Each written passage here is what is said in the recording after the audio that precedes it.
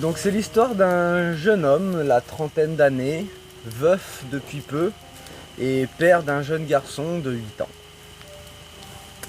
Il travaille dur tous les jours pour assumer son rôle de père et puis pour pouvoir entretenir la maison, l'appartement, les affaires pour son enfant, tout ce qu'il faut pour que le petit puisse avoir une belle vie. Et donc il finit son chantier à 4 heures et son enfant finit à 4h30 l'école. Il a une petite demi-heure pour aller pour faire le trajet jusqu'à son école qui a une dizaine de kilomètres, donc en soi qui est normalement réalisable. Il prend la voiture, il part tout doucement, quelques petits feux rouges sur la route mais rien d'inquiétant, pas de retard majeur ni rien.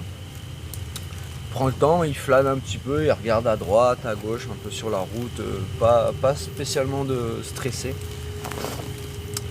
Quand il arrive à un feu rouge un peu particulier, à quelques pâtés de maison de l'école, tu vois, un feu rouge qui lui paraît un peu plus long que les autres, où du coup il prend un peu plus le temps de regarder autour et il prend le temps de regarder voilà, la boutique qu'il y a sur le trottoir d'en face et en tournant le regard comme ça un petit peu de droite à gauche, il sent un regard persistant sur un des trottoirs.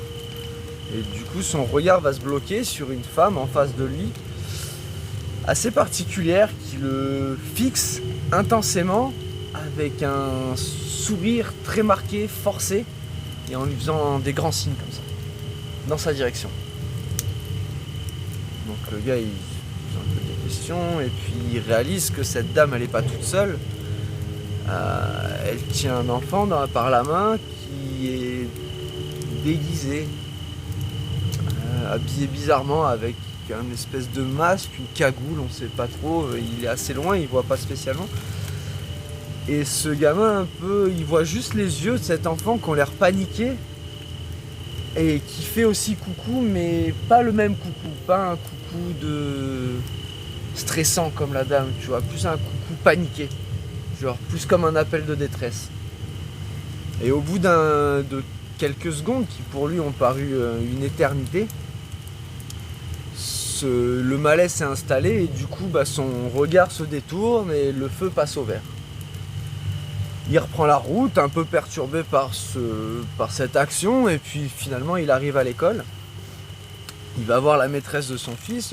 Oui bonjour, je viens pour récupérer mon enfant et là la maîtresse un peu abasourdie lui dit votre femme est passée le récupérer tout à l'heure.